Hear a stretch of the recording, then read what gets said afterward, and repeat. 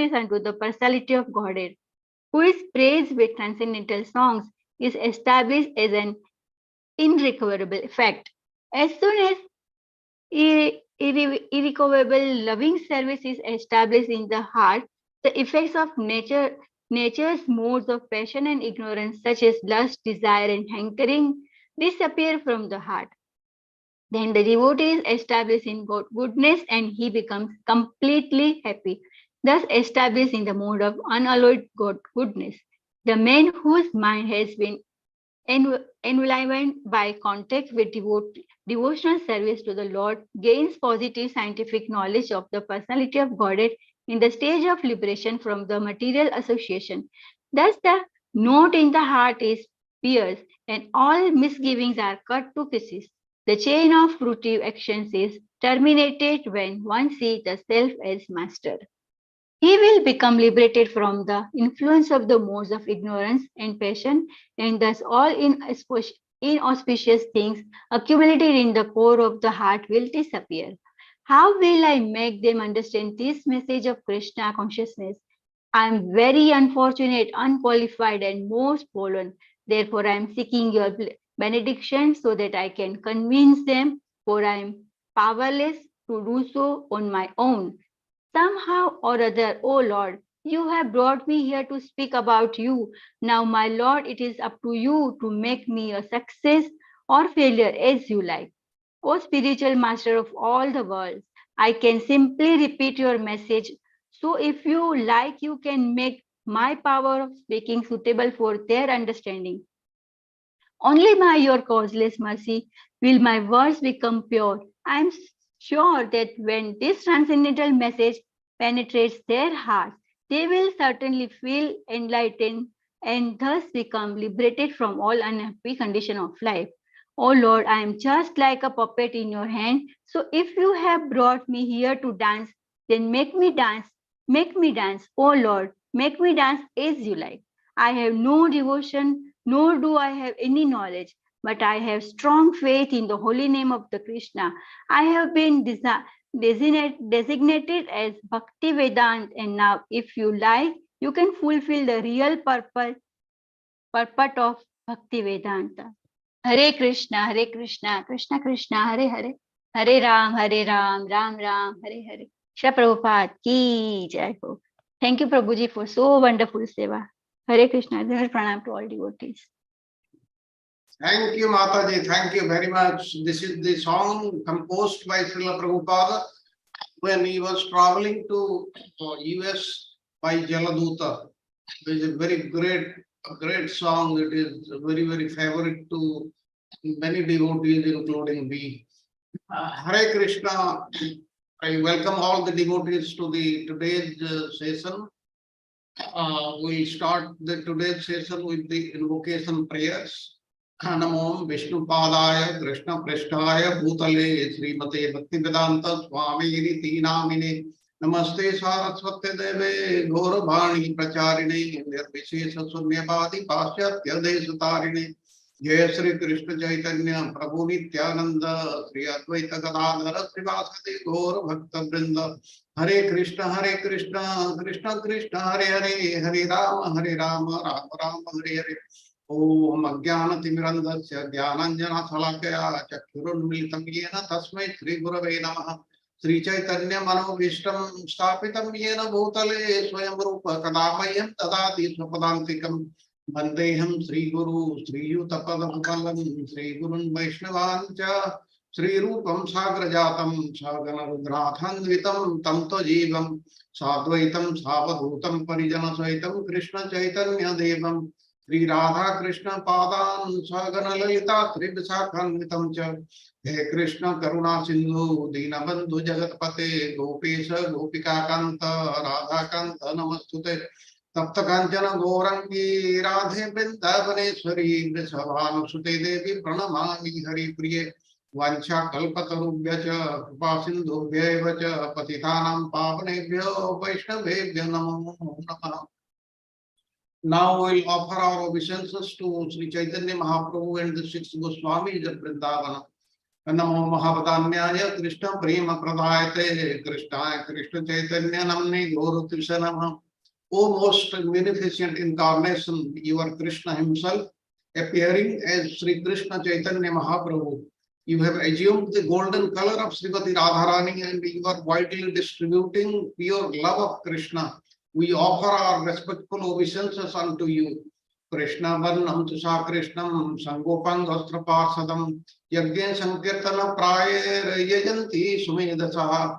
In the age of Kali, intelligent persons perform congregational chanting to worship the incarnation of Godhead, who constantly sings the names of Krishna. Although his complexion is not blackish, he is Krishna himself. He is accompanied by his associates, servants, weapons, and confidential companions.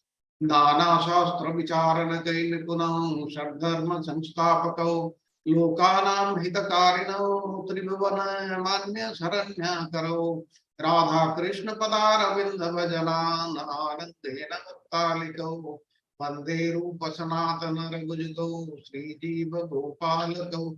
I offer my respectful obeisances unto the six Goswamis of Vrindavan, namely Sri Rupa Goswami, Sri Sanatana Goswami, Sri Raghunath Bhatta Goswami, Sri Raghunath Dasa Goswami, Sri Jiva Goswami, and Sri Gopala Bhatta Goswami, who are very expert in scrutinizingly studying all the revealed scriptures with the aim of establishing eternal religious principles for the benefit of all human beings.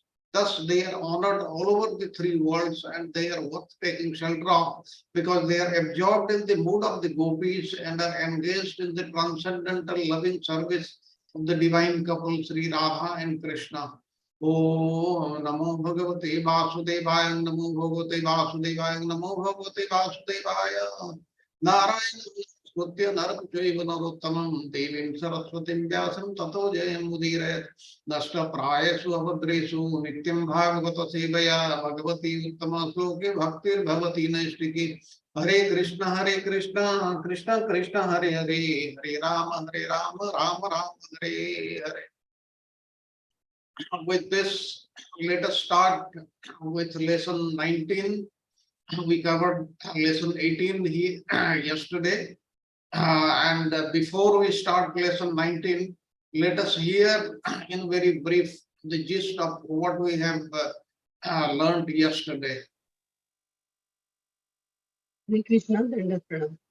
Hare all. Yesterday, yes, we are going through Sri Jaiva Dharma, and yesterday, His Grace Sharad Prabhuji explained about lesson 18, which belongs to chapter 13, as well as few portions from chapter 14 will be was dealt in lesson 14. So it talks about the fundamentals of Dashamula Tattva. So lesson 18, it includes the questions from which were asked by Rajnath to Raghunath Babaji Maharaj, and it included questions from 6 to 23 from page number 203 to 215. So Dashamula Tattva, which has been considered as the essence of teachings of Lord Chaitanya. And so Bhaktivinoda Thakur explains about these 10 principles. These are the roots of this Gaudiya Vaishnava philosophy.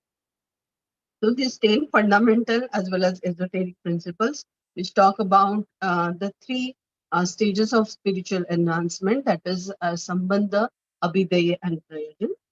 So the Sambandha Gyan, that means it is the original, so as to understand the original relation with the Supreme Personality of Godhead, as it has been forgotten by the Jivas for so many lives, and one needs to re-establish it. And so the Sambandha Acharya is Sanatan Goswami, and Sambandha deity is Sri Radha Madan Mohan. So in case of Abhidheya, the stage of spiritual enhancement, here one has to act as per the constitutional position, and so how to execute the devotional service. So the Acharya for this Abhidheya process is Sri Rupa Goswami, and the deities, they are Sri Radha Govinda. Then the third one, that is the prayojan, which is nothing but the goal of life, the third stage. So as to follow the regulatory principle, it has been suggested. And Acharya for this stage is Raghunath Das Goswami. And the deities there, Sri Sri Radha Gopinath. So life's ultimate goal is the pure devotional service of Krishna, and it has to be the highest aspiration.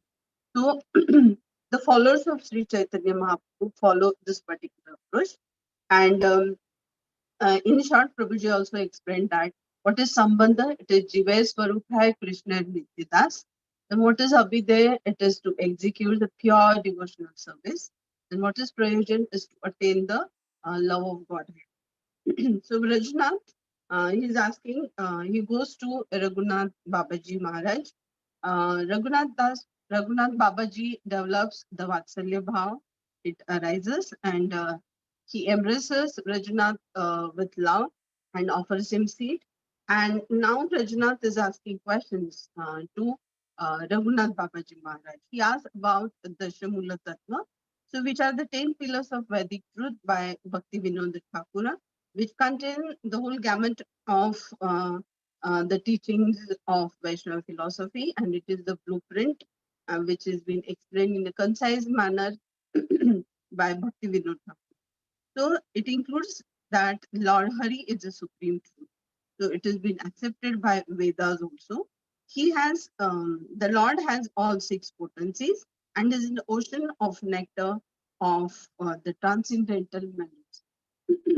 There are 2 types of souls, the conditioned as well as the liberated souls.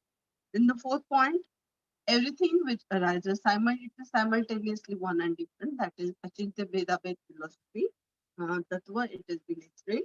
Then pure devotional service is a way to attain the Lord Hari. Then the 6th is goal, it is to love him. So it is only Vedic knowledge, that is Vedas. Now only 6% of those are available, but which is being come from disciplic succession, so as to know the truth. Okay, so it has to be accepted. So as per the logic, there are so there are 10 fundamental principles which are explained so as to enrich and empower the vine of this devotional service, that is Bhakti Lata Bij. So it includes the first ones, it talks about the evidences, that is Praman Tattva. From 2nd to 8th, it explains about the Sambandha Jnana. Then the 9th one is telling us about the Shuddha Bhakti, and the 10th one is about the Sri Krishna Priti. So in case of Praman Tattva, so which explains about the evidences, and the rest they are Prameya. So based on the scriptural evidences, the Sambandha Gyan, it can be established.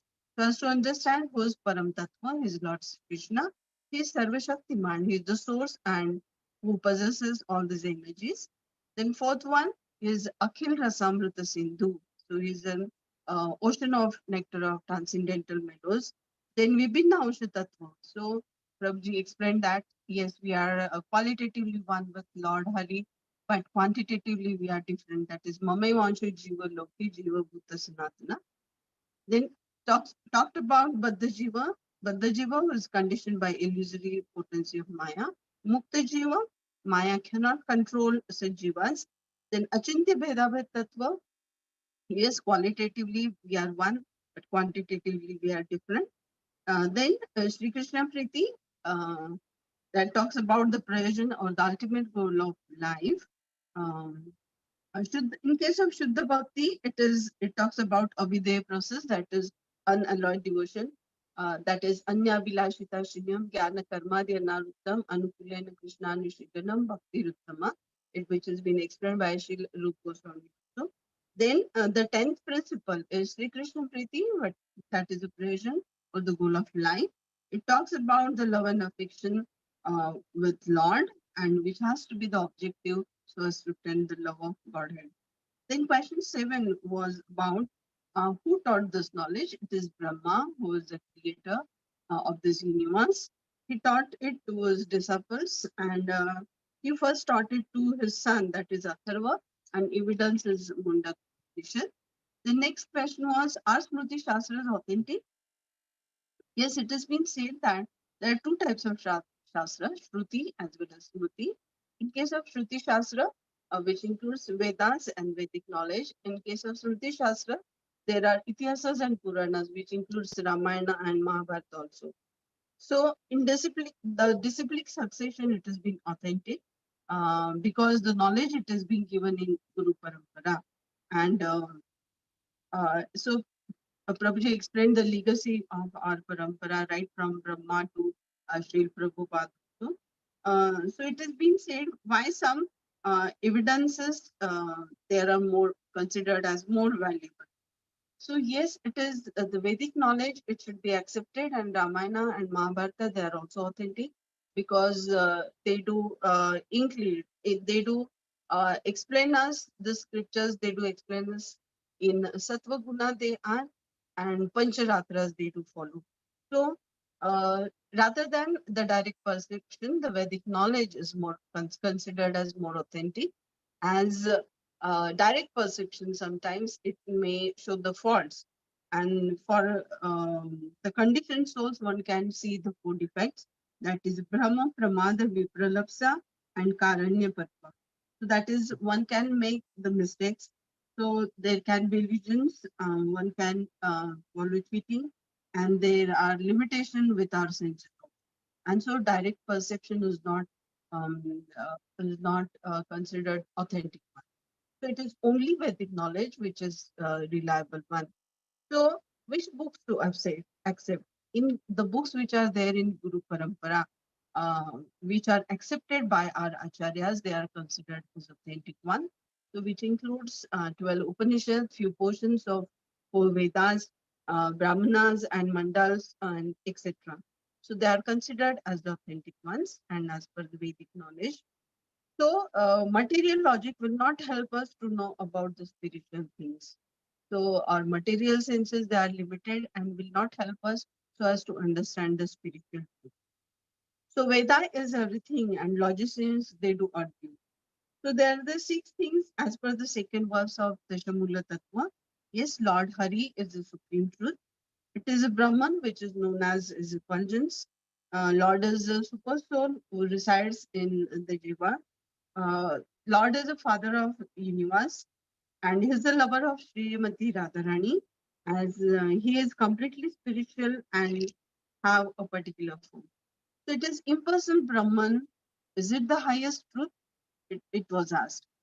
What is effulgence is the knowledge and renunciation, that is the effulgence of fame of Sri Krishna.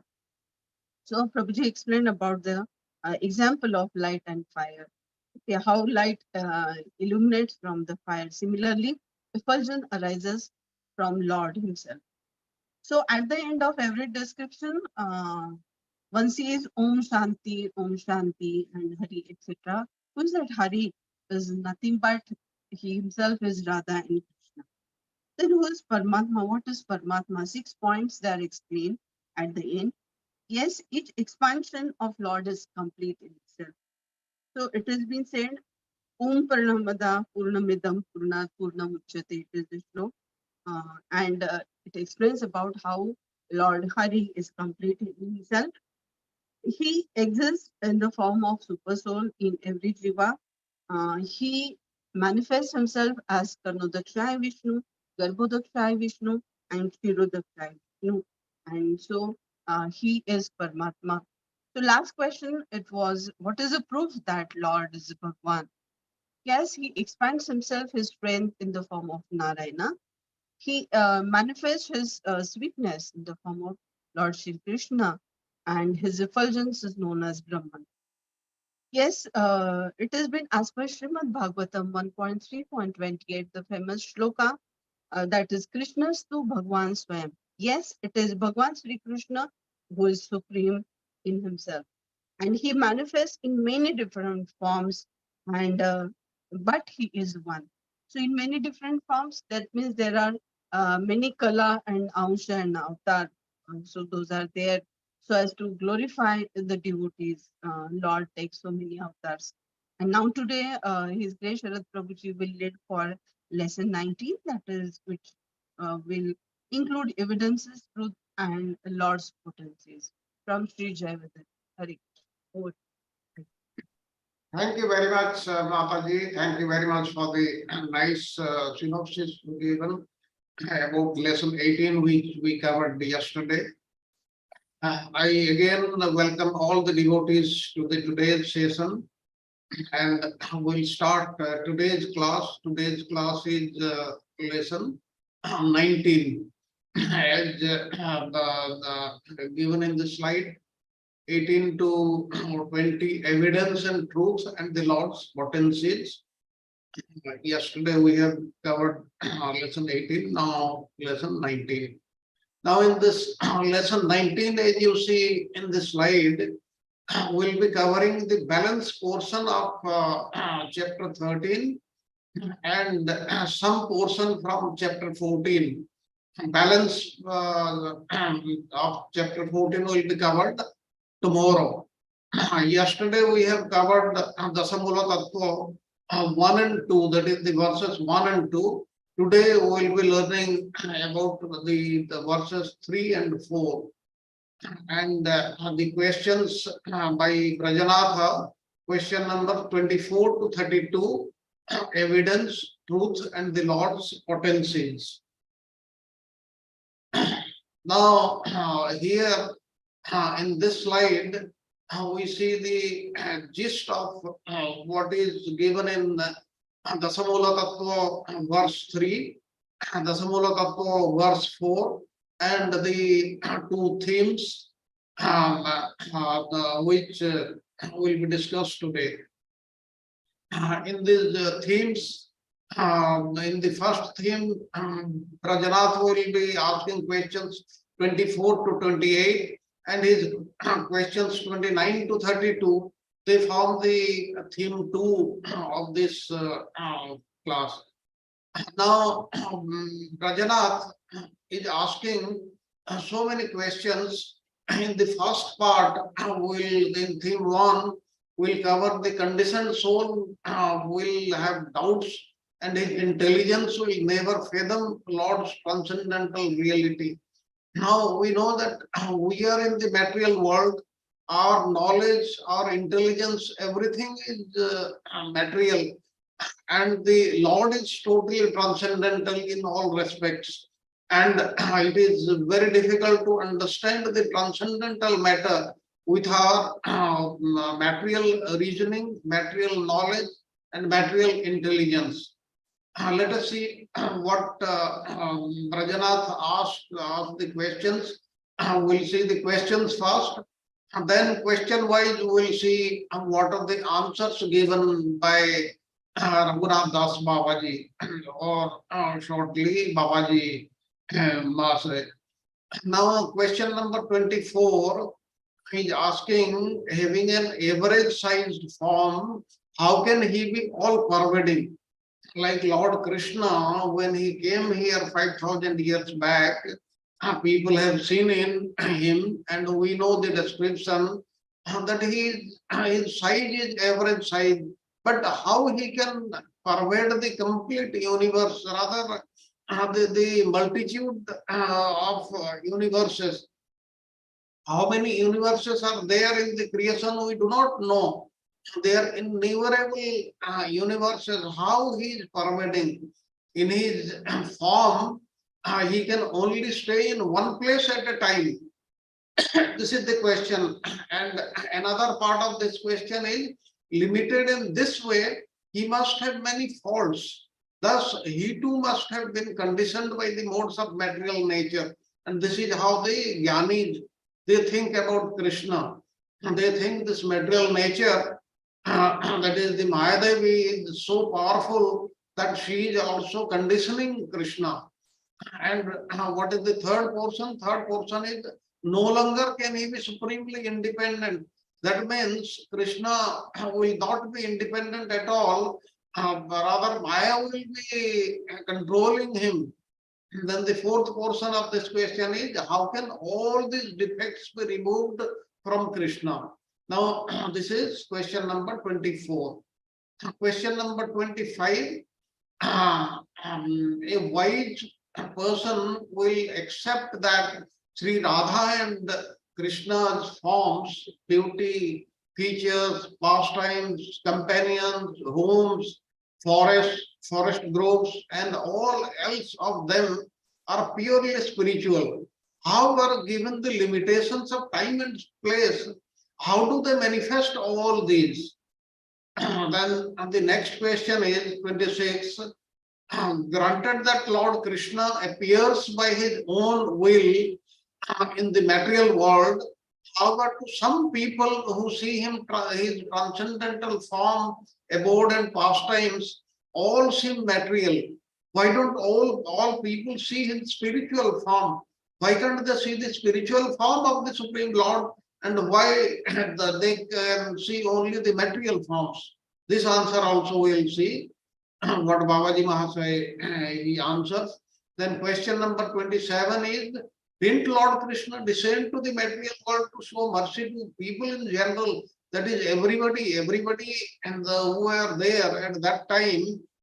Why didn't he show his mercy to everybody? And we hear that he showed his mercy to the selected people. Why? What is the reason of that? And is that correct? Then question number 28, why aren't Lord Krishna's pastimes clearly described in the Vedas? Now we'll see this in greater detail.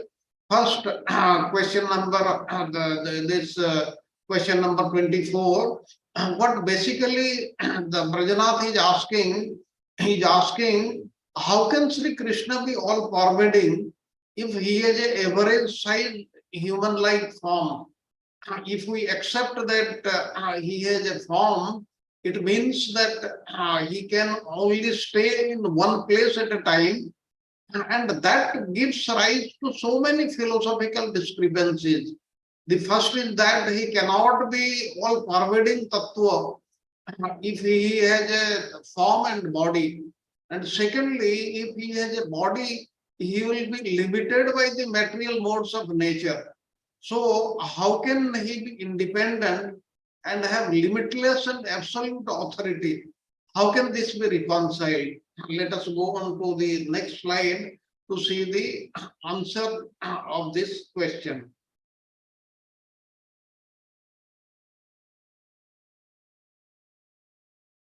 Now, Raghunath Das Babaji's response to Brajanath's question, the first part of the answer is, as long as the individual soul is conditioned by Maya, his intelligence is materially polluted. Now, why the individual soul is polluted by Maya? Why he is conditioned by Maya? Why Maya Devi controls that person? Because the only reason is he has forgotten Krishna. If you remember Krishna, if you do what is given in the Shastras, then it will happen like that. Maya Devi will not be able to come near that person because she is very, very fearful. Hence, it cannot fathom Lord's pure spiritual reality. If one is covered by Maya, he cannot fathom the Lord Krishna's pure spiritual reality. All sorts of doubt will continue arising in the mind. Now, you must be thinking why we have got so many doubts, whereas the great acharyas, they never had any doubt. They understood everything as it is. It is because they are totally liberated and we are conditioned. We are controlled by Maya.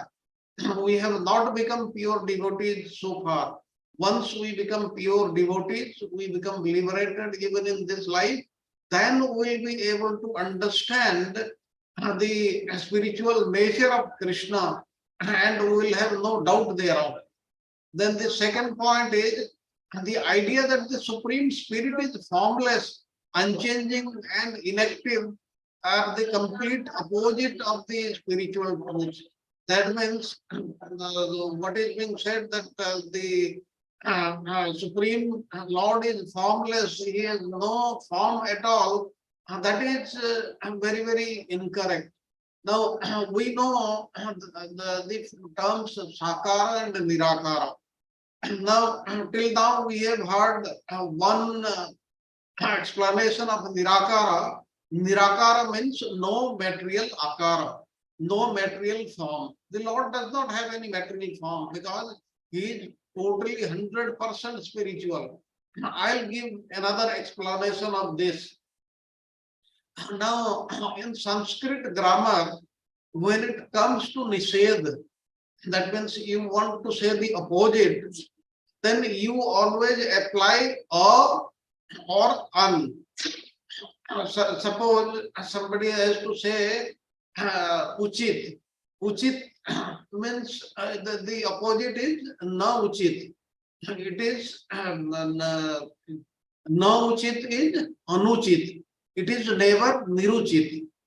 Na avashyak is anavashyak and not niravashyak. So as per Sanskrit grammar, na akar is not nirakar. Therefore, nirakar, what is nirakar? It is given our shastras that nirakar is nirgata akara yasya, or from where all the forms have emanated. That means all the forms they have emanated from that form. That's why it is known as nirakar. That's why to say that the Supreme Lord has no form, He is formless, which is spoken by the Jnanis, the Mayavadis, that is totally not correct. And it is not even explained by the Sanskrit grammar also. This has to be understood. Then the next point is Lord Krishna is supremely independent. He is not dependent on anybody, anything else. His form and qualities are free of any possible flaw. There is no flaw. He is totally flawless. He does not commit any mistakes, no sin, nothing. And his body is not like the bodies of matter, like us. Though he looks like us, but his body is totally spiritual. He does not reside in a material body different from himself. For us, the body and the soul, they are different. But for the Supreme Lord, it is the same thing. Because the conditioned souls, we cannot say that we are Atma and our body is also Atma. We cannot say that. But the Supreme Lord, who is Paramatma, his the soul, body, everything is same thing. There is no difference at all. And this is given in the Narada Pancharatra, and we know it very, very clearly. And that means the gist is Lord's body is totally transcendental in all respects. There is no portion of any material thing in that. Then the next point is he is not limited by material space and time. His supremely beautiful form is indeed all pervading. His beautiful form is all pervading, and he is not limited by time and space like us. We are limited by time and space, and in the material world we have past, present, and future. But where the Lord lives, the Golok Vrindavana, or in the spiritual world, there is no past, no future, only present. Present, it carries on, even though we have learned they have days and nights, and the time passes, it becomes morning and evening. Still, the time passes only, and they do not say yesterday it was like this, today it is like this. Everything is today only, and now only present time. The next is only through sadhu sangha and bhajana kriya you will realize Lord Krishna's pure spiritual reality.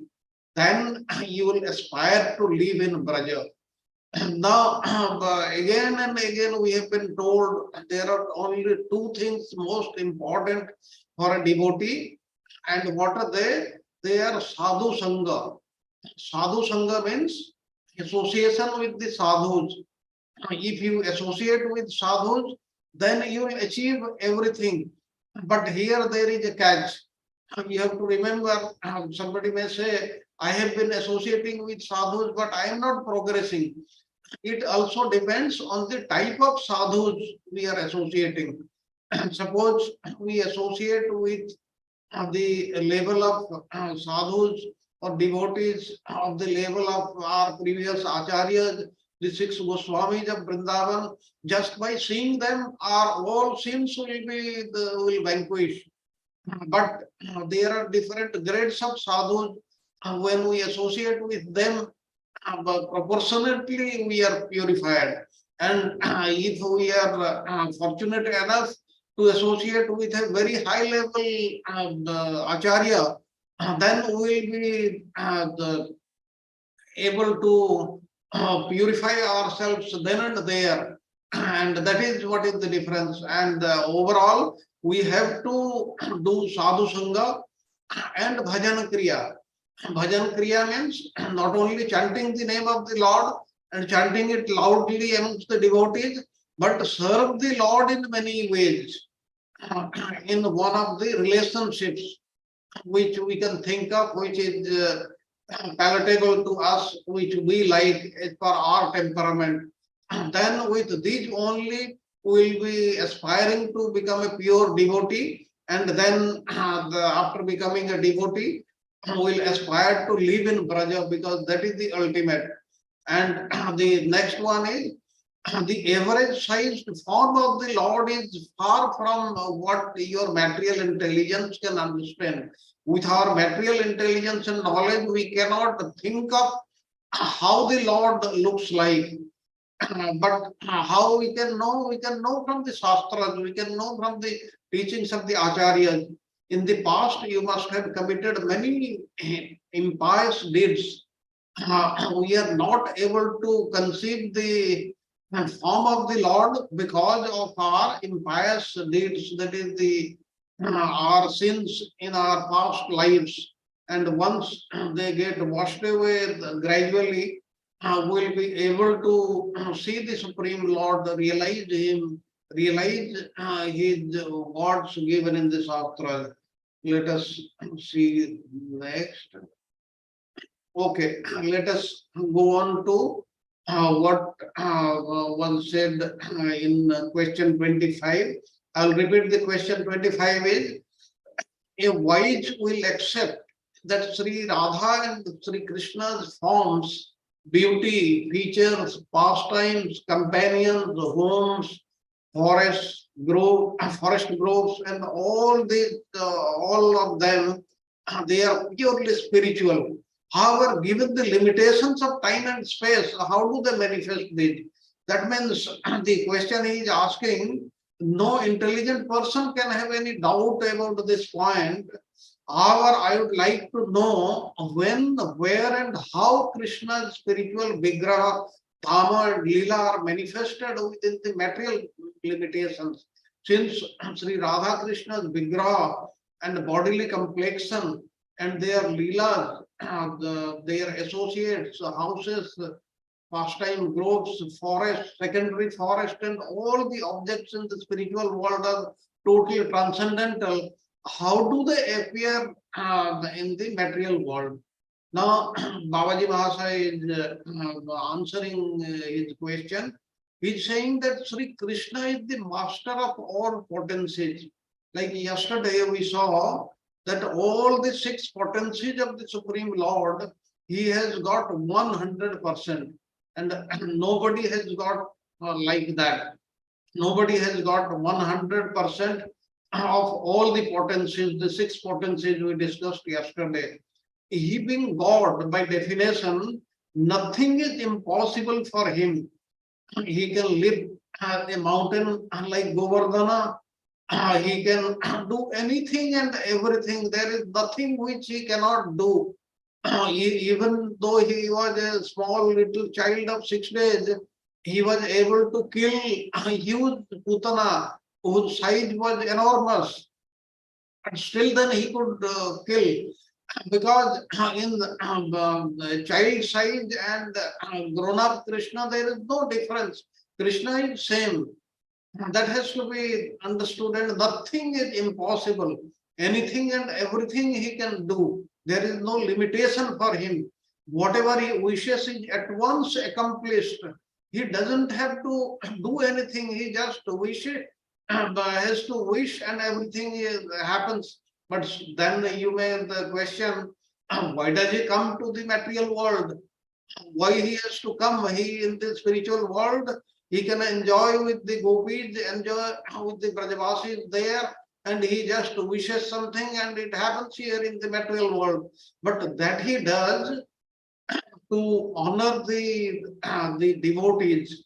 The devotees wants to see him, wants to spend time with him. That's why he comes. That is his main purpose.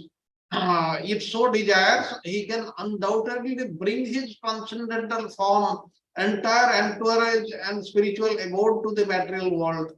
Rather, when he comes, it is given in the Brahma Vaivarta Purana.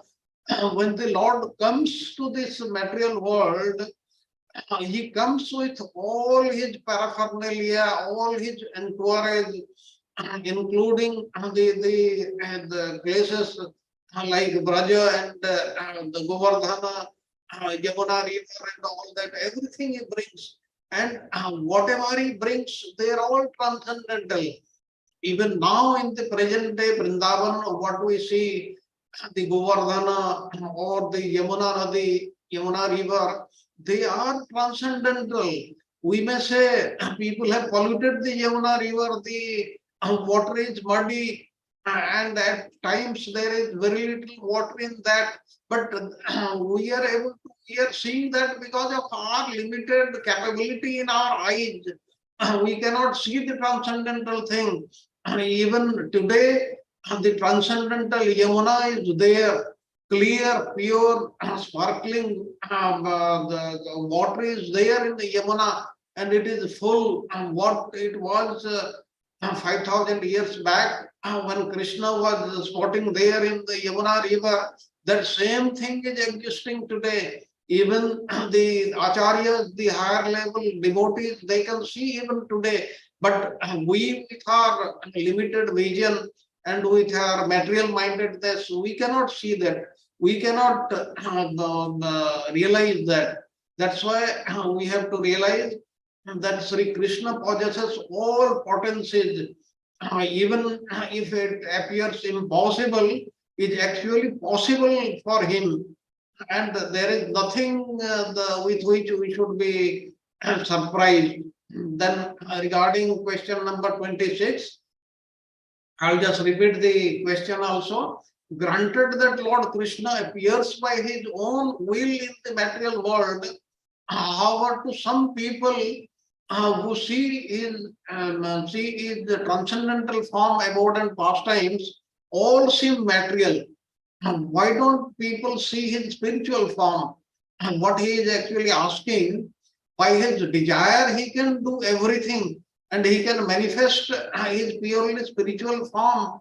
But that is much clear. However, materialistic people tend to think that Sri Krishna's own transcendental abode that is manifest here is simply a part of this material universe, and they perceive his Brajalila to be just like ordinary mic activities.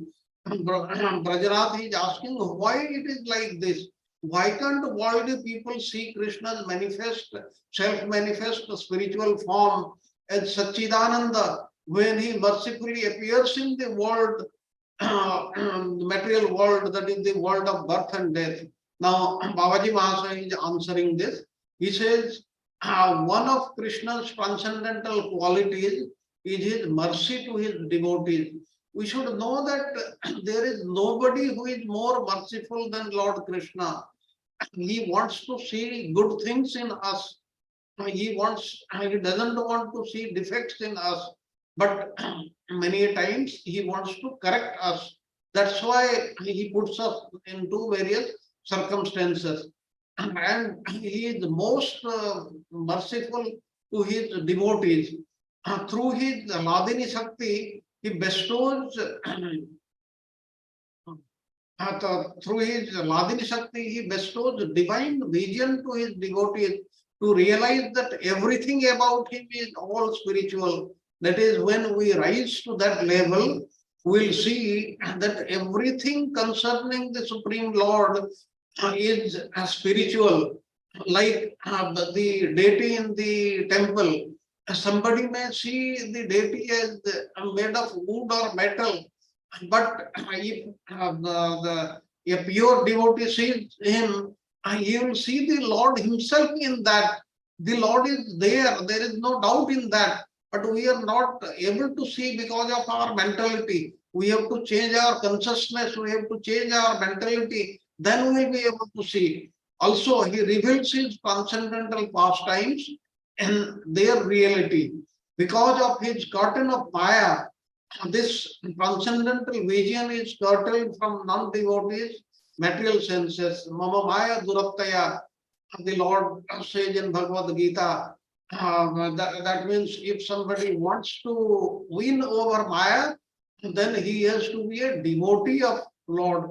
How one should become a devotee? It is given in very great detail in the Bhagavad Gita. I will not go into those details. That means here we see that Krishna's unlimited transcendental quality is bhakta vatsalya, that is affection for his dear devotees. He cannot live without his devotees. That's why from time to time he descends from the spiritual world to the material world to meet his devotees, to make their wishes and desires fulfilled. That is the reason, and because of this quality, his heart melts, and through his Ladini Shakti, he bestows upon his devotees a type of spiritual potency that enables them to have direct darsana of his self-manifest form and his transcendental pastimes. However, the non-devotees' eyes, ears, and other senses are made up of Maya. They are totally controlled by Maya. So they cannot see the difference between the Bhagavan's, the Lord's, Krishna's spiritual pastimes and the mundane events in human history. This has to be understood. Let us go on to the next slide. Here the answers to question number 27 and 28, they are given. I'll repeat question number 27. 27 is, didn't Lord Krishna descend to the material world to show his mercy to people in general? That is everybody. Now, what he is asking, then does this mean that Sri Krishna did not descend to bestow his mercy to upon all the jivas, but only a selected lot of people? Now the answer Babaji Maharaj is giving, Lord Krishna descent to the material world brings all auspiciousness. Like when you read the second chapter of the 10th canto of Srimad Bhagavatam, when Krishna appeared, just appeared, what happened in Braja? Everything changed. Everybody's houses, they were filled with all everything they wanted. All wealth was there in the Braja.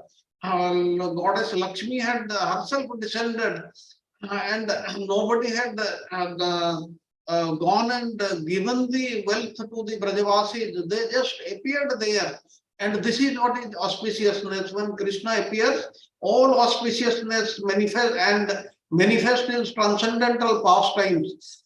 When the Lord comes for his transcendental pastimes, everything becomes auspicious, and thereby he reclaims his devotees.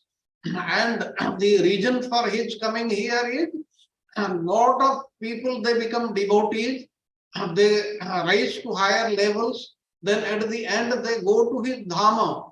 That's why he reclaims his devotees. And in fact, this was one of the 6 questions of the sages of Naimisaranya, the 88,000 rishis. They asked the 6 questions to Sonagaruchi and Sutta Goswami. And this was one of the questions. Simply by hearing in Sadhu Sangha, the devotees can see his spiritual form and pastimes through displacing their lower modes, which impede their material vision, and placing them in the receptive mode of goodness. We have to transcend to the mode of goodness from ignorance, then passion, then goodness. Once we come to the mode of goodness, then we will be able to realize and see the Supreme Lord. There is no doubt about it. And how it can happen here, it is given very clearly. The main crux point is sadhu sangha and nothing else. Of course, in sadhu, besides sadhu sangha, you have to be in association of the devotees. You have to chant the name of the Lord, worship the Lord, and all the things, follow the regulative principles. All the things are there, but the most important is sadhu sangha. Therefore, the Lord's descent to this world brings a great benefit to the conditioned souls, and there is no doubt about it. And that is why from time to time, the Supreme Lord, he descends. Then question number 28 is, why Krishna, why aren't Krishna's pastimes clearly described in the Vedas? Why is Krishna Lila not distinctly described throughout the Vedas? This is what Brajanath is asking. Now the answer Babaji Mahasaya is giving. On the contrary, on every page of the Vedas, repeatedly sing the glories of Lord Krishna's pastimes. But in some places they are described directly, while in others they are simply given as hints. Chanting the glories of the impersonal Brahman and the Supersoul are the examples of such indirect indications. That means anybody who is following the path of impersonal Brahman also, at some point of time, after a long period of time, he will not be able to reach the Lord's place. But that is, these are the direct, indirect ways he is giving. And why? Because everybody is not of the same mentality, and they will not understand. And lest they become non-devotees, that's why all these things are described in this way. Therefore, we have to remember that the pastimes of Krishna are described here and there in the Vedas, but in some places they are described directly, and in other places indirectly. And the two types of expressions or tendencies that determine the meaning of the words direct or literal sense, abhidha, and indirect or the secondary sense, lakshana. And these are known as the muksha vritti and the gona vritti. This we have learned in the Sandarbha. Then let us go on to the next slide. Well, here we learn about the 64 opulences of the Supreme Lord, which are fully and eternally manifest in Sri Krishna. Will not be able to describe all the 64 because of time, but the important ones we'll talk. But let us first see what are the questions Brajanath is asking Babaji Mahasaya. Question number 29. 29 is granted that Lord Krishna is the supreme truth. However, what is the status of Brahma, Shiva, Indra, Surya, Ganesha, and the other demigods worshipped in this world? As we know that in some sampradayas, they also tell people to worship the Panchadevatas. In this Shiva, Surya, Ganesha, then Devi, that is Durga, and Vishnu, they are there. Like this, there are so many other demigods are there. They are also worshipped. He is asking, what is the status of this? And then second thing he is asking in this question, many Brahmanas say that Shiva is the supreme truth and no one is higher than him. And this is also given in the Shiva Purana also. And then what is correct? He is asking. And the third thing is, he says, I was born in a Brahmana family and raised with these concepts. What is the truth? He is asking, what is the correct thing? Then in next question, question number 30, he is asking, the Brahmanas say that when the Supreme is the impersonal Brahman, he has no potency. It is only when he appears as the Supreme Controller that he has potencies. And what do the Vedas teach in this matter? Here, what basically he is asking, that some people they say that the impersonal Brahman has no potency at all. But what is correct? He is asking. Babaji Maharaj, he will be answering that. We'll see that the next question 31. If Krishna is always accompanied by his potencies, and if everything is done by his potencies, then how he is independent? And how is it that his desires are always fulfilled? That means his understanding is that Krishna is not independent. He is also dependent upon his potencies. But we'll see what Babaji Maharaj he answers. And the last question is question number 32. What of Lord Krishna's potencies in Sri Radhika? What is the connection of Srimati Radharani to Krishna? All these questions will be answered by Babaji Maharaj. But before that, let us have a 5 minutes break. Now, as I told you, due to some technical reason, the clock is not working in my new computer. I'll remind you after 5 minutes. Hare Krishna.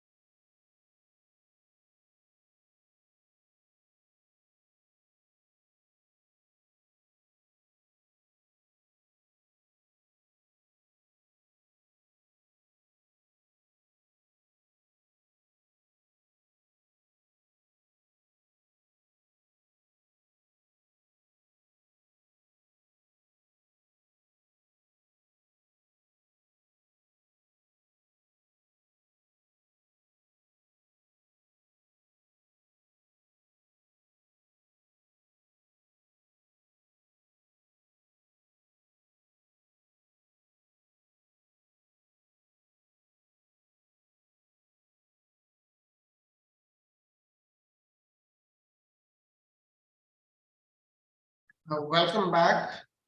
We'll start from where we left. We go on to the next slide.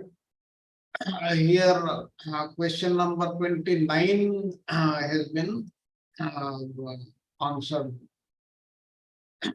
Now, what is question number 29? We'll see in this slide the relative merits of the ordinary living entities, the demigods and the demigoddesses, and the supreme personality of Godhead.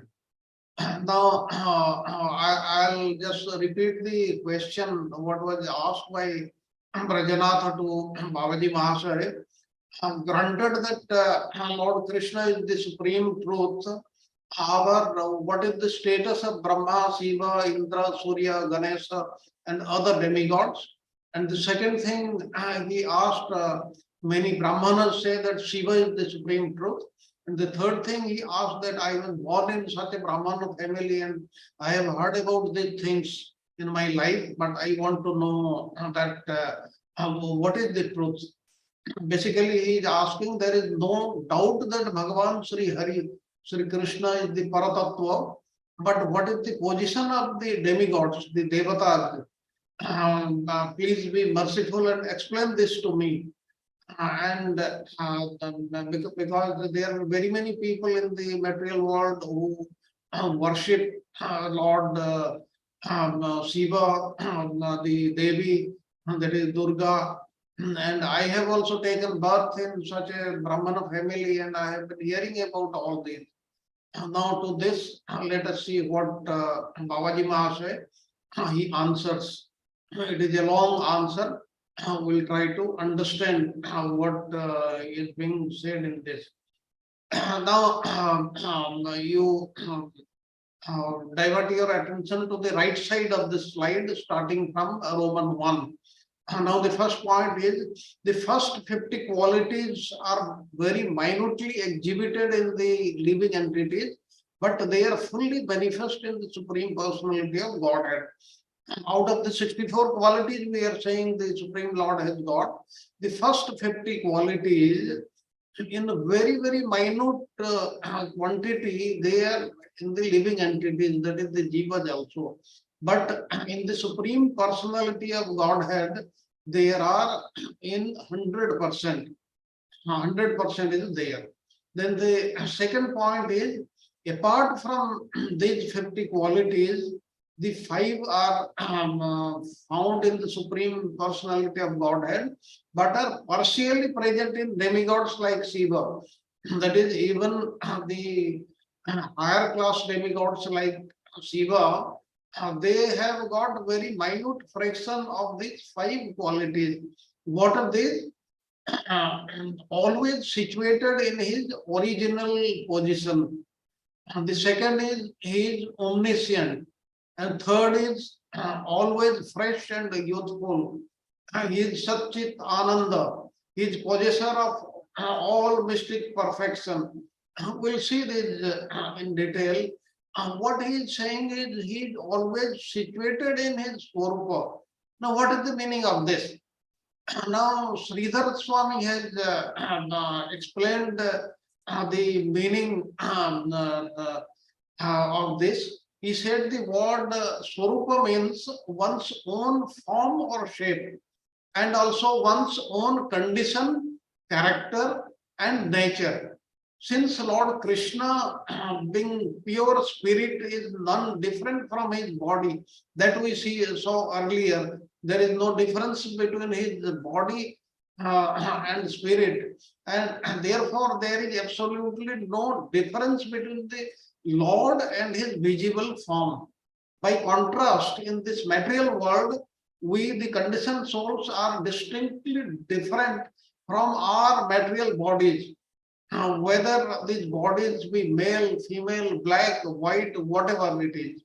And all of us are eternal souls, different from our temporary flimsy bodies. But the Lord is not like that. That is what is the meaning of the Lord is always situated in his Swarupa. Then the second point was he is omniscient. And what is the meaning of omniscient?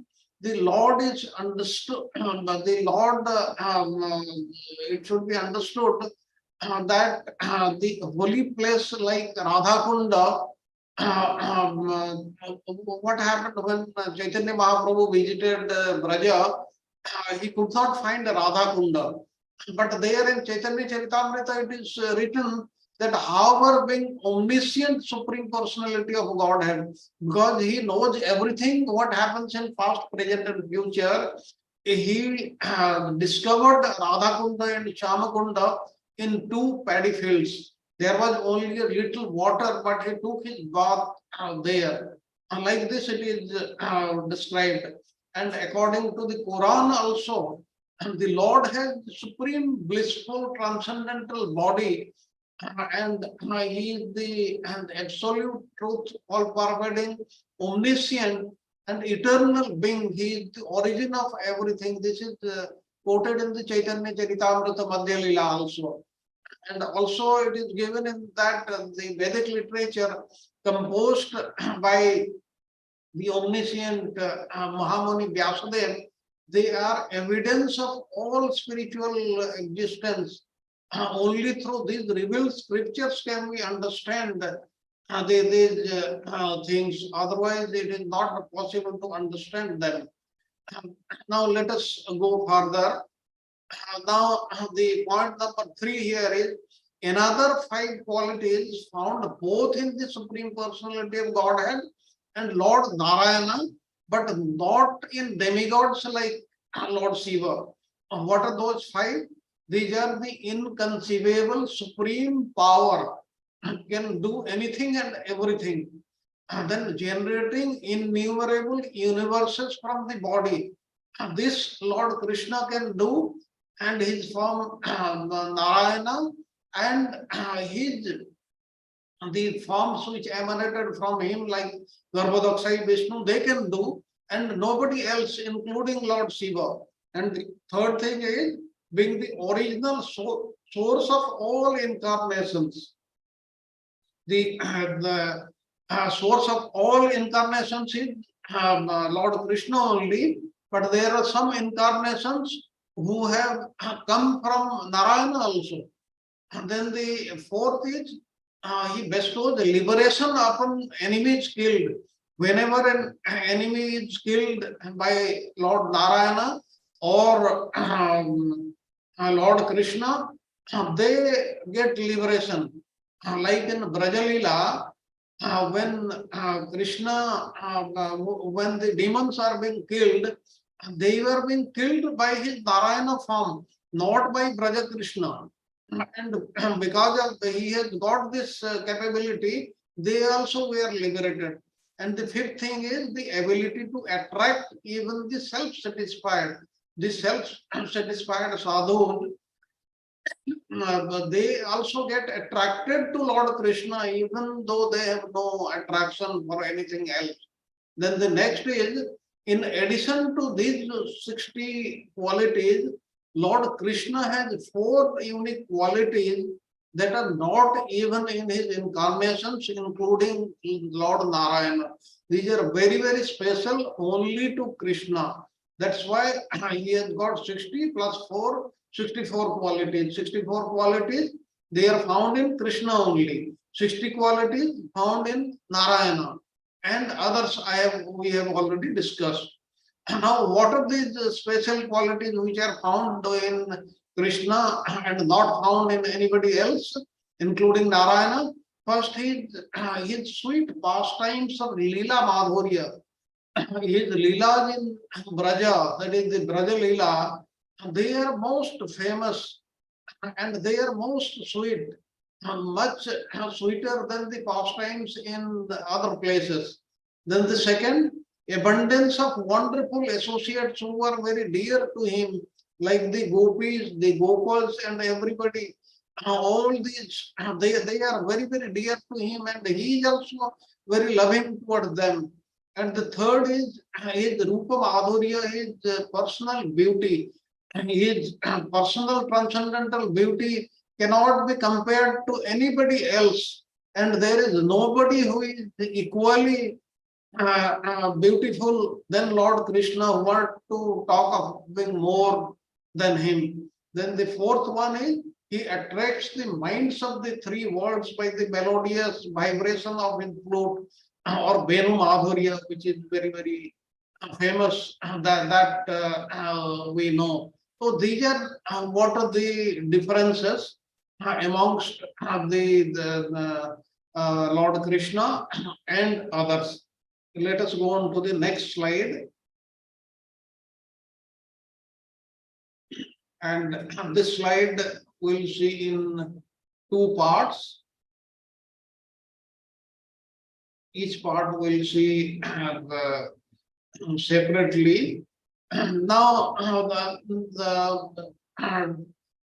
we have finished chapter 13. Now we enter chapter 14.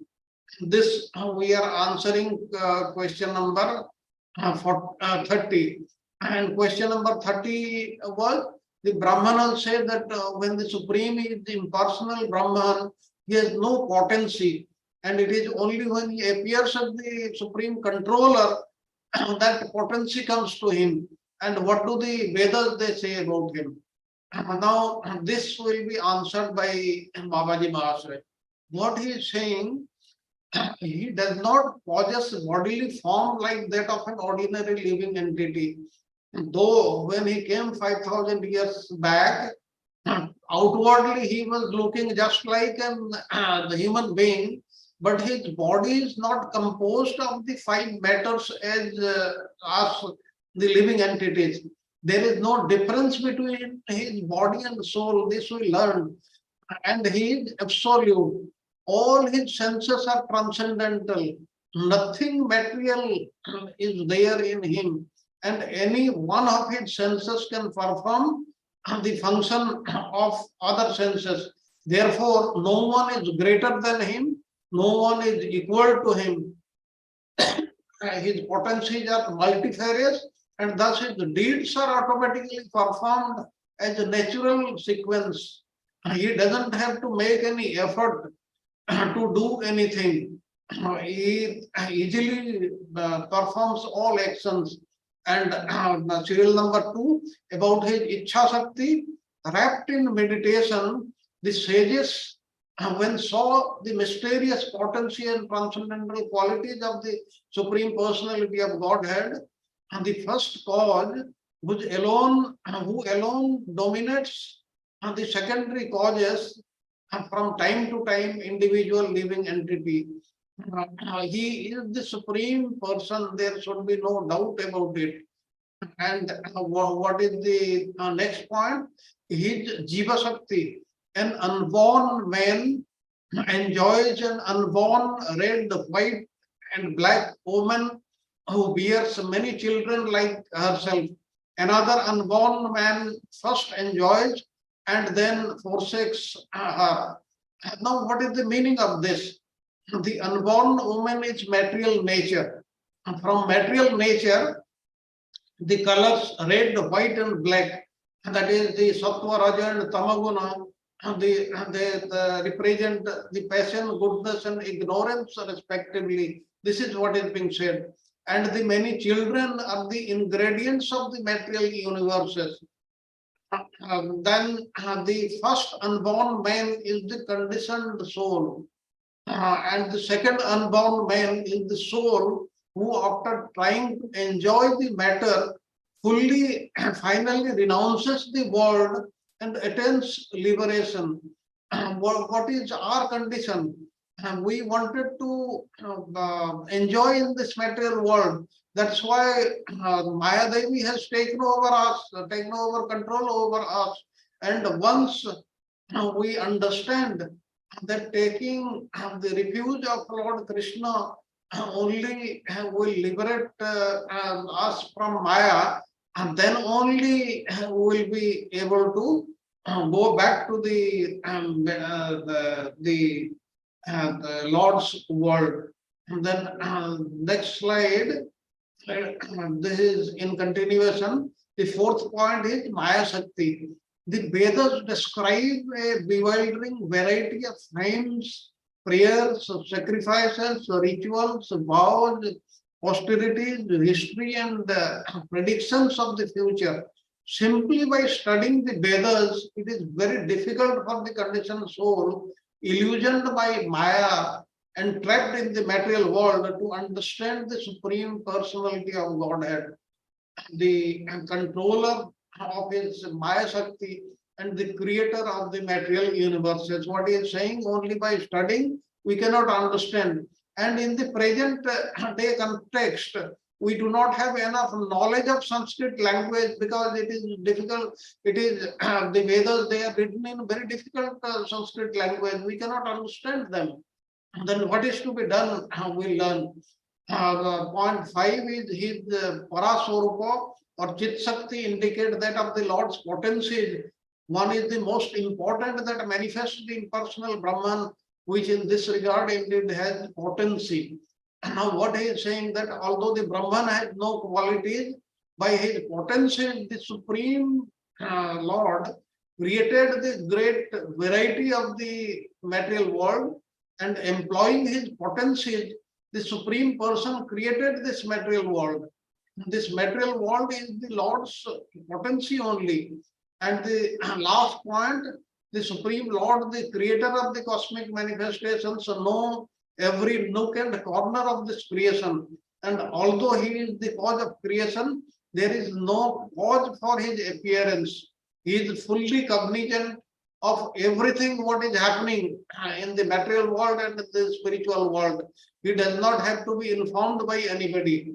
And he is the super soul, the master of all transcendental qualities, and he is the master of this cosmic manifestation in regard to bondage to the conditioned state of material existence and liberation from bondage. For everything he is responsible and he is the cause, and there should be no doubt about this. Let us go on to the next. We'll come to question number 31 was, if Lord Krishna is always accompanied by his potencies, and if everything is done by his potencies, then how is he independent, and how is that his desires are always fulfilled? Now he is asking, if he is fully associated with Shakti, he only works with the assistance of Shakti, then where is his independent nature or desire? Now to this, Babaji Mahasaya is saying that the potencies and the master of potencies, they are not different, they are the same. They are subservient to the will of their master. Now his Maya Shakti manifests the material universe, that we know very clearly, and his Jiva Shakti manifests the many individual spirit souls, and his Chit Shakti manifests the spiritual world.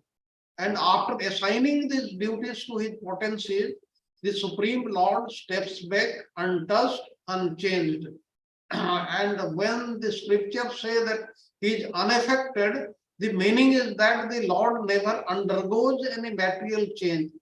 Like we are affected by the material change, he is not affected by the material changes because he is beyond matter. And let us go on to the last question.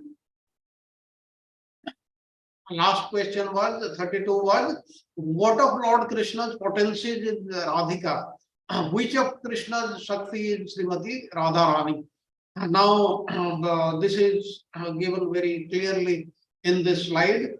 Sri Radhika, Radha is the original manifestation of Lord Krishna's internal spiritual potency.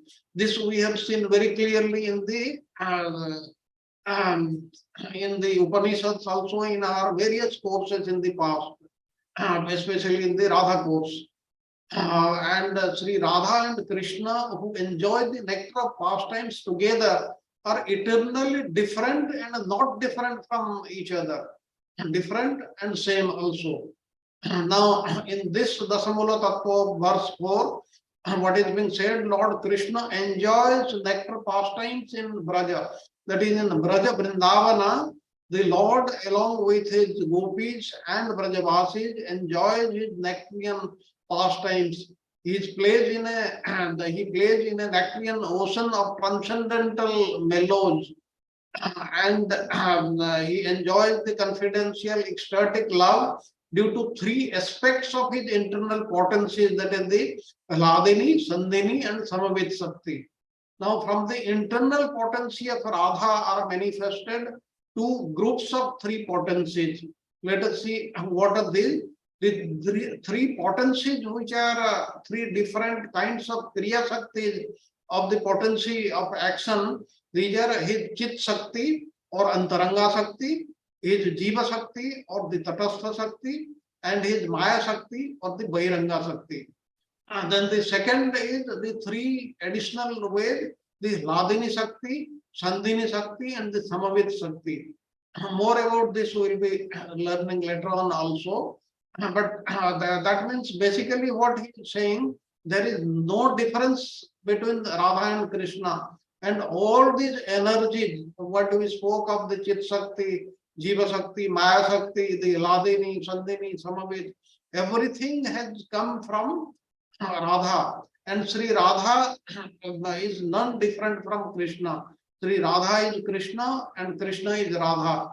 Therefore, there is no difference amongst them. That's why they are same. Now, with this, I have finished today's lesson. Now, I invite the devotees to the question answer session. Please come up with your comments, or if you have got any question, I'll try my best to answer them. Hare Krishna. Hare Krishna, Prabhu. Dandavad Pranam.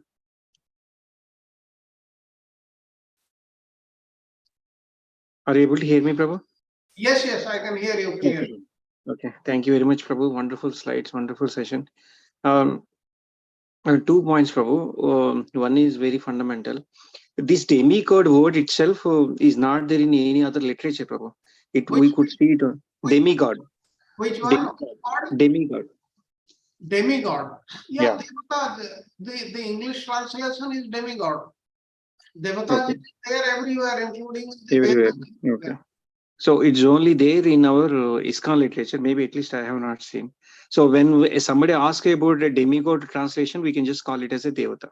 Correct, Prabhu? Yeah, Devata or Devi, they're all demigods. It's only this word. Okay. Prabhuji, the slide number 12, if you go, Prabhu. Okay.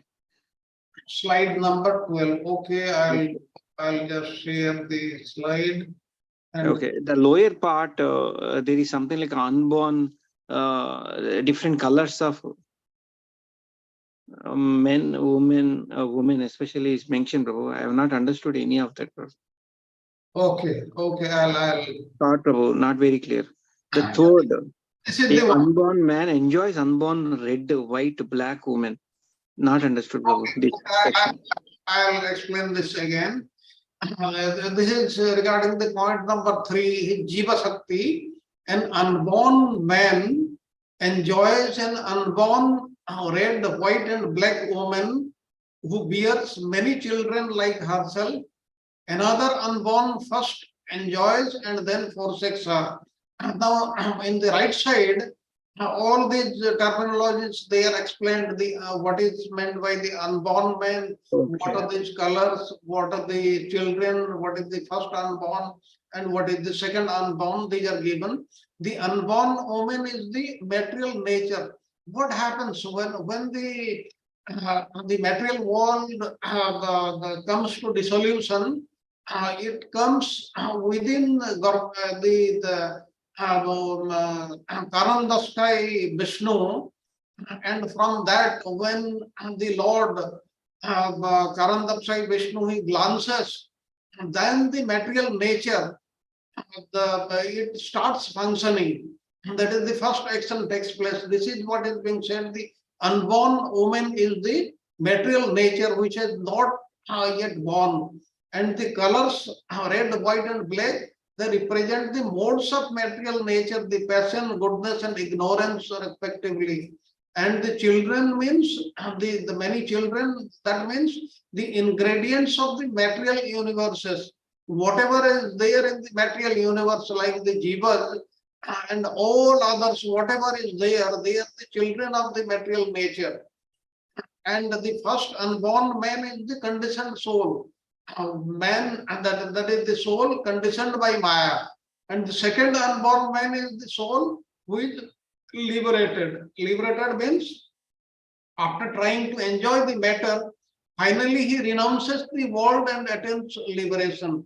This is what is the direct meaning of these words, the red, black, and white. I hope I have conveyed the Prabhuji. Yes, Prabhu, I understood, Prabhu. Yes. Charu Prabhuji will be explaining further. Yeah. Sadhprabhu, this is actually talking about at the time of creation, the Karadaksha Vishnu, Mahavishnu, is lying down in this Shaya of the Anantashesha, and then he throws a glance, but his glance is composed of all the living entities from the previous cycle who are not yet liberated. Okay, they're all along with these karmas, everything is frozen in them, and they are in the body of the Mahavishnu. And then when he throws a glance, he actually injects literally those living entities, the souls, in the womb of the material nature. That is Durga Devi.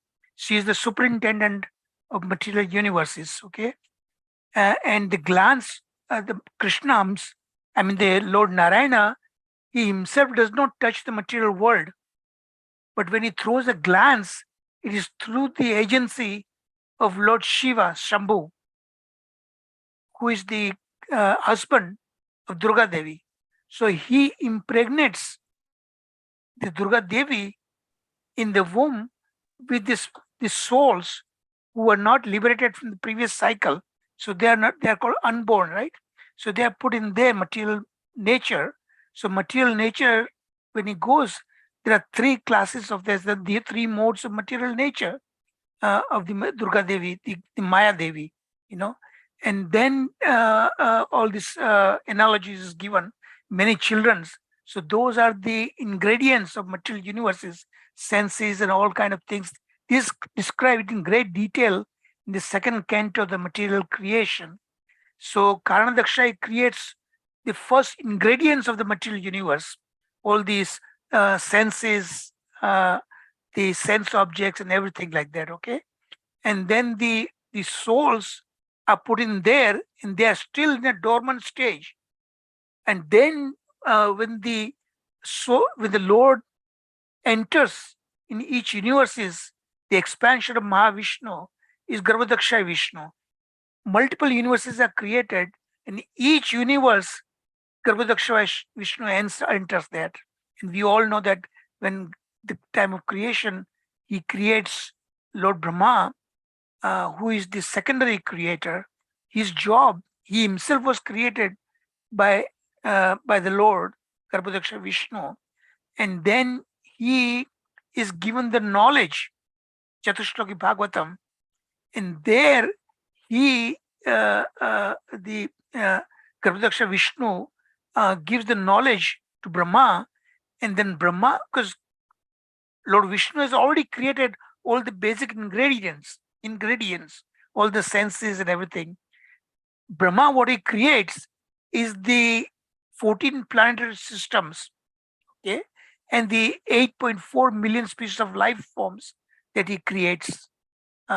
So all this creation takes place. So those unborn men, now they get activated because now the Skirodaksha Vishnu, the expansion of Garbhodaksha Vishnu, enters in each and every atom of the universe, and also in every living entity's heart. He enters as the super soul, as the individual soul, and the super soul also accompanies that. So that is how the whole creation takes place. So all this first unborn man, that is the conditioned soul, is being conditioned now. He's revived all his previous memory that was frozen, all the unfulfilled desires. He gets the exactly tailor-made kind of body, so he can try to fulfill those unfulfilled desires of the previous cycle. And the second unborn man is the soul. Now, in that second cycle, he learns, and then he becomes qualified to become liberated. So in the another new cycle, he does not have to enter there. He goes back to the spiritual world. He becomes liberated. So this is a kind of an a kind of an analogy, in a kind of in a hidden way is explained, and that here the purport is rather this Raghunath Das Goswami, Raghunath Das Babaji is explaining what is the hidden meaning of that verse. Is it now clear now, Prabhuji? Yes, Prabhu, 100%. It is clear, Prabhu. Thank you. Yeah. Thank you. And the key point over here is that glance is Shambhu. Okay. Yeah. The Yeah. glance is the second. Yeah. It's created by the And agency of Lord Shambhu, Lord you know, Shambhu. Lord The Shiva. glance, So yeah, who is that who is in direct touch with the modes, okay? Because his consort is Durga Devi. So Durga Devi is the feminine form in his womb, and the jivas are placed in that. Yes, Prabhu. So Lord Shiva is in direct touch with the modes, but not Lord Vishnu. Yes. And yes. then Lord Vishnu himself takes charge of the mode of goodness.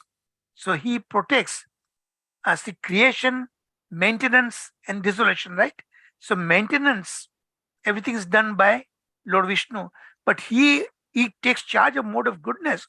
But even then also he is not in touch, directly touch with material mode of goodness. He's unaffected by that.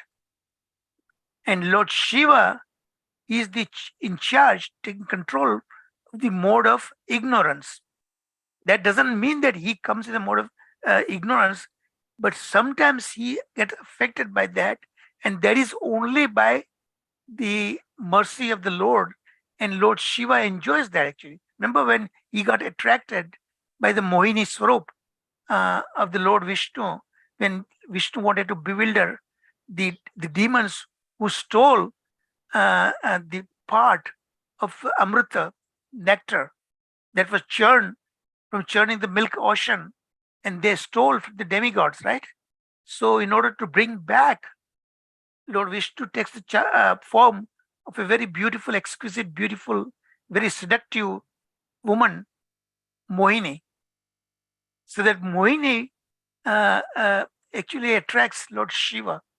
Even in the presence of his consort Parvati was there, and he was, but that is only Shiva is willingly get attracted by the Lord. That doesn't mean Shiva is on a kind of material kind of things like that. You have to understand Lord Shiva's position is very, very high position. He is between the Jiva Shakti and the Vishnu form, Vishnu Tattva. He is in between. Brahma is the first living entity, Jiva form. So you have to understand in the right perspective. Hare Krishna. Knowledge, Prabhu. And it gives a lot of clarity for us. Yeah. Thank you very much, Prabhu. Go ahead, Sharath Prabhuji, go ahead. Yes, next question. Krishna Prabhuji, so Prabhuji, on the same slide, there's Ichha Shakti, this just above that Ichha Shakti, there's a primary and secondary, those. Yeah, Ichha Shakti is a Lord doesn't have to do anything, just sankalpa matra, just he has some Ichha, desire, and everything is created. So Lord is like that, his supreme power, just simply having his desire, and things comes into play, So that is the Ichha Shakti. Kriya is also called Kriya Shakti, action. Kriya Shakti. We'll be learning in lesson 20 again, some more knowledge will be given, and that we will be doing tomorrow. And I've already, the halfway it is done, slide, and I'm going to send it tonight. So by the morning time, your time, Sharath Prabhu should be getting that. Okay, thank you. Any other question? Yeah, these are very, very difficult concepts, and you should have actually a lot of questions. When I send my slide, you should at least glance through that, when you become familiar, so when Sharath Prabhu is presenting, you'll be able to better grasp the difficult task, See, actually, when you directly read the chapter, it's extremely difficult to follow. It's so much descriptive. It's very difficult. So what I try to do is to really take the essence of it and present it in my slides, actually. So you get the gist of that chapter. And Brajnath Prabhu, Brajnath Babaji is asking very, so many wonderful questions. The entire Jaiva Dharma is unfolding is this question answer format, and different personalities come play. That we saw that different personalities in different debates, but now it is like a Guru Shishya. Brajnath is acting as a disciple, and Raghunath Das Babaji, who himself was the disciple of Raghunath Das Goswami, one of the 6 Goswamis of Vrindavan, who is to stay in Radhakunda. That's where he met that. So he personally was trained by Raghunath Das Goswami. So now Raghunath Das Babaji is the one who is teaching him the Dasamula Tattva, which is the philosophy of Chaitanya Mahaprabhu, the very basic, what is exactly the Vaishnava Dharma. That is what is explaining that. So in the beginning, you will see throughout this particular gentleman, he is really so much dogmatized, because when he was a logician and he was born Brahmana, so he was very proud of that, and he was having the concept that was planted by the impersonalist. So that whole thing had to be wiped out, and then he got the true philosophy, Vaishnava philosophy. He's being exposed to it now. And then later on, his uncle also joins.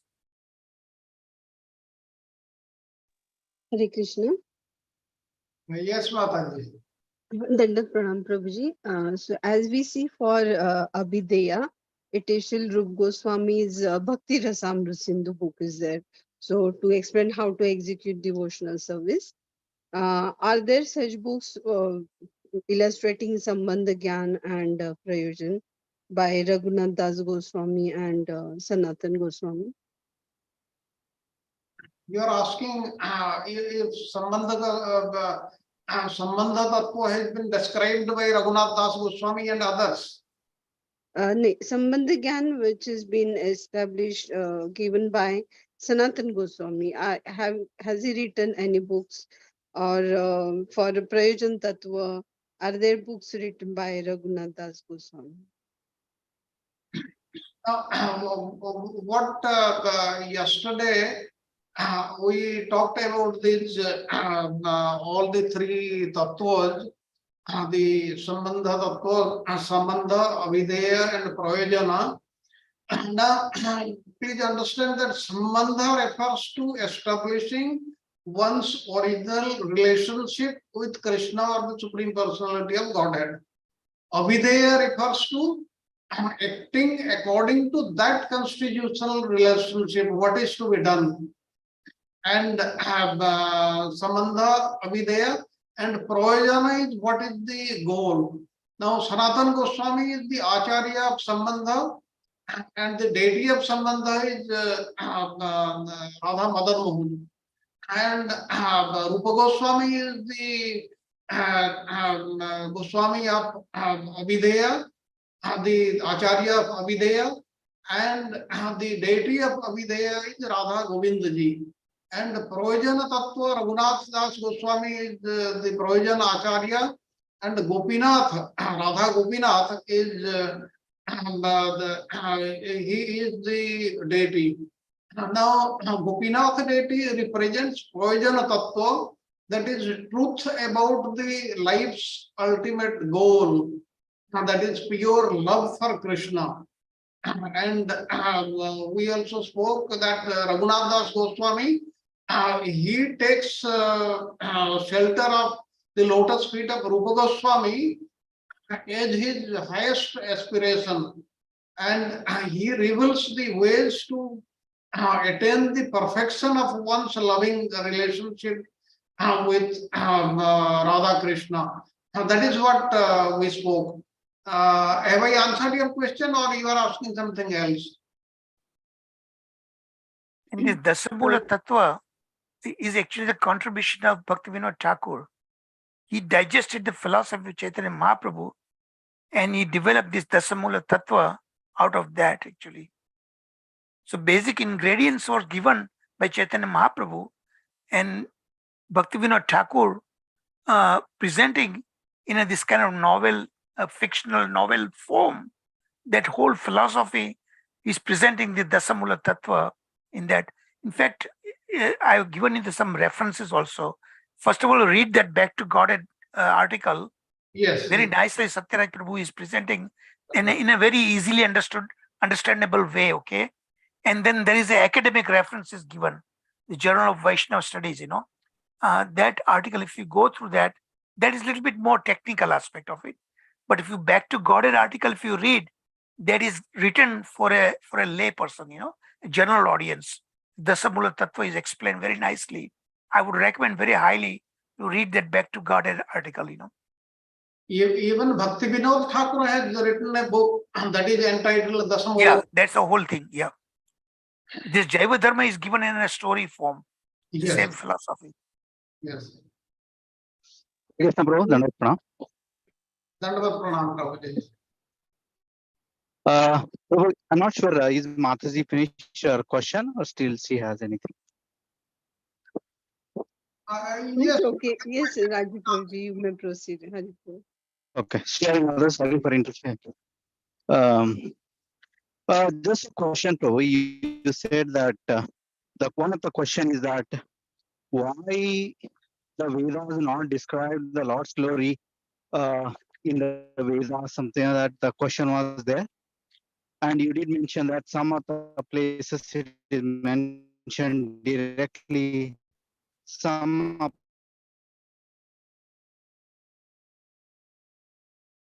the places it is mentioned in text. Let's to see that the Upasana Kanda in the Vedas is only couple of percent only. How we can understand this one, Prabhu? Karma Kanda, Jnana Kanda, Upasana Kanda is mentioned only 1 or 2%. I think Charu Prabhu mentioned this in last couple of week classes back. So could you please elaborate this one, how we can understand, Prabhu? Thank you. Well, it is very, very simple. If we want to understand Krishna, if we want to understand the absolute truth, then the only way is Upasana Kanda, that is Bhakti, not by Jnana or Karma. Jnana and Karma, they can assist in some way, but Bhakti ultimately enables us to understand Krishna. Otherwise, we cannot reach Krishna, we cannot understand him. Yes, Prabhuji. Prabhuji, let me explain you in a as simple way as possible, okay? Raju Prabhu, good question you're asking, Yes, actually. The whole Vedas, there are many, many verses. Rig Veda has over 1,000 verses and things like that. But see, it depends upon who is the studying one. People who are in the mode of lower modes of material nature, they like a mode of Rajoguna, so they are after material enjoyment. So for large number of people, majority of the humans, they are in this lower modes. So for them to attract from their level of understanding, their level of receptiveness, that's why the Karma Kanda is created, okay? So most of the about 75-80% of the verses are Karma Kanda to satisfy the material needs, but by that, they following that, they gradually becomes elevated. So from Karma Kanda, then they come to the Karma Yoga level, the Yoga ladder, you must have heard from Bhagavad Gita, So that is the reason why it is given. Yes, Prabhu. So, but almost like 70-80% is the Karma Kanda, because majority of the people are in that category. So they are being taught from that level only. Same with Vyasadeva, when he wrote this 18 Mahapuranas, 18 Mahapuranas also divided into 3 groups. Six Mahapuranas are in the mode of ignorance, then 6 are in the mode of passion, and 6 are in the mode of goodness. So depending upon the people who are receptive from the lower modes, so they're being trained from that level onwards, and gradually they are uplifted from that. Okay, and then what is Jnana Kanda? Jnana Kanda is actually from the Vedas, the 4 Vedas, the particular concepts. The sages have given a commentary. So that's a more of a Jnana point of view. So that is the Upanishads. Okay. Upanishad, there are, as Prabhuji was mentioning, there are actually in the demigod world, Devatas world, there are many literatures are there.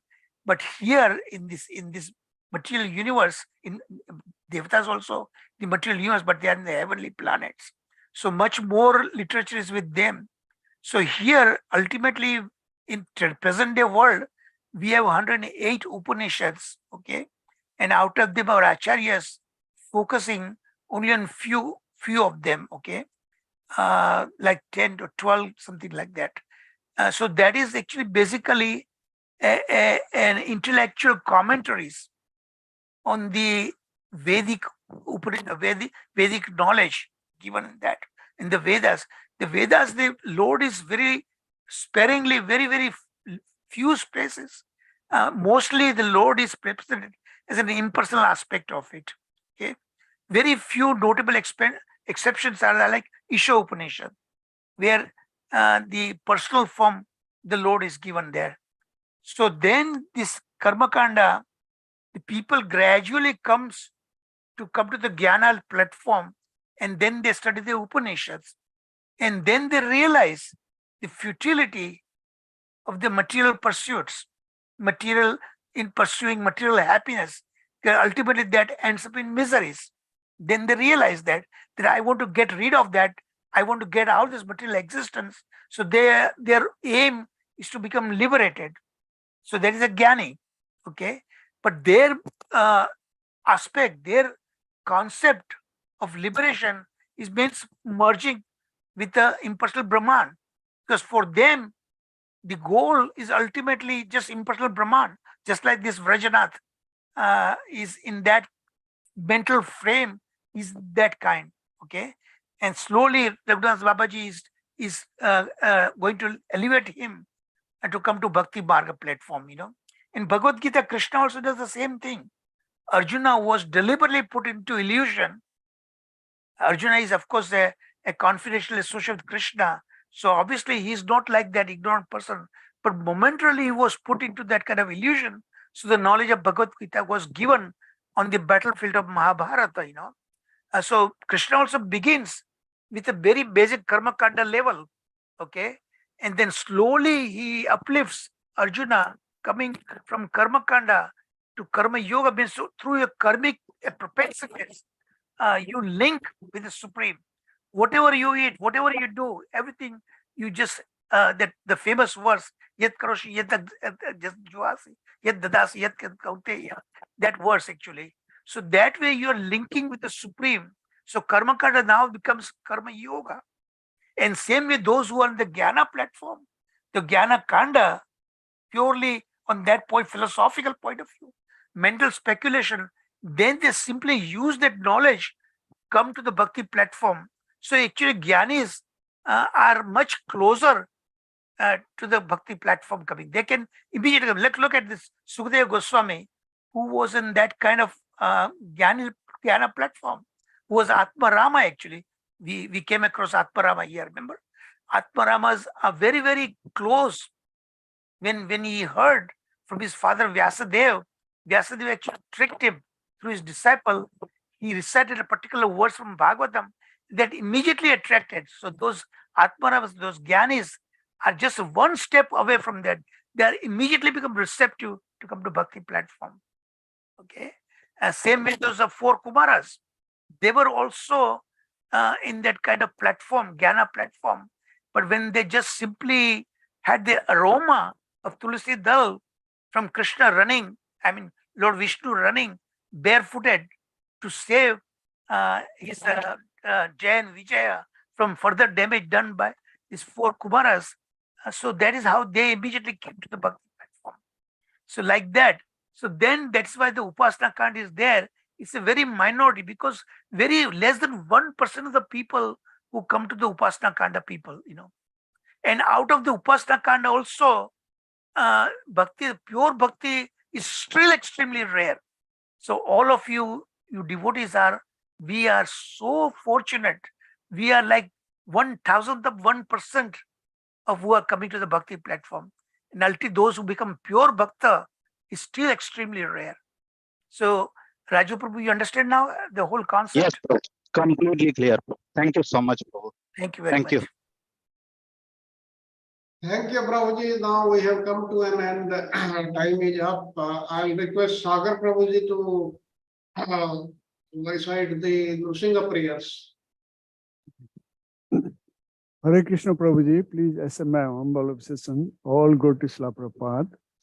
Namaste Narasimhaya. Namaste Narasimhaya. Prahlad-ladahi. Prahlad-ladahi. Hiranyakasipurvakshad. Hiranyakasipurvakshad.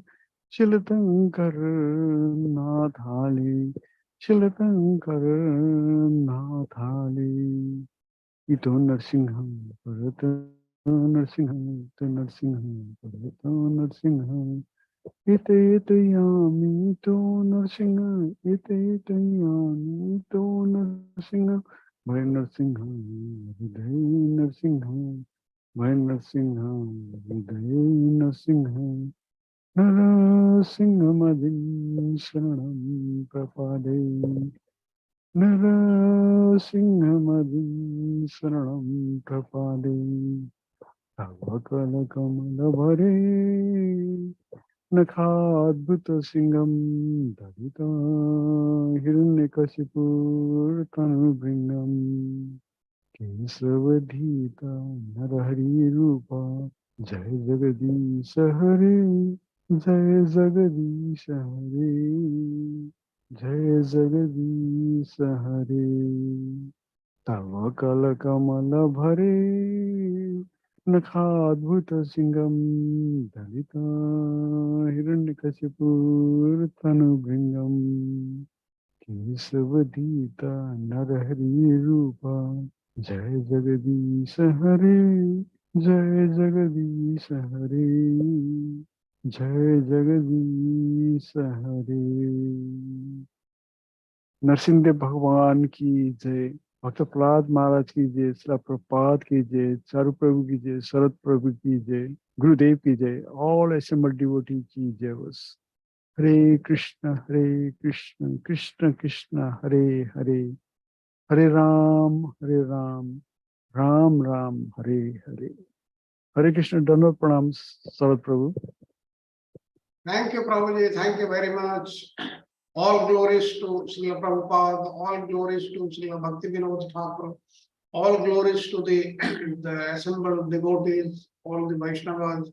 Thank you very much. And then we'll do lesson 20 tomorrow morning, same time. Hare Krishna. Prabhuji, excuse me. Yes. That meeting that I could see, is it going to be today or tomorrow? Yes. Today, Prabhuji. So after this, Let's take a short break, and then we can meet again. Yes, Prabhuji. After this, we'll have 5 minutes break, and then they'll be meeting for about half an hour or so. Hare Krishna. We'll have a 5 minutes break. 35, 40 will join.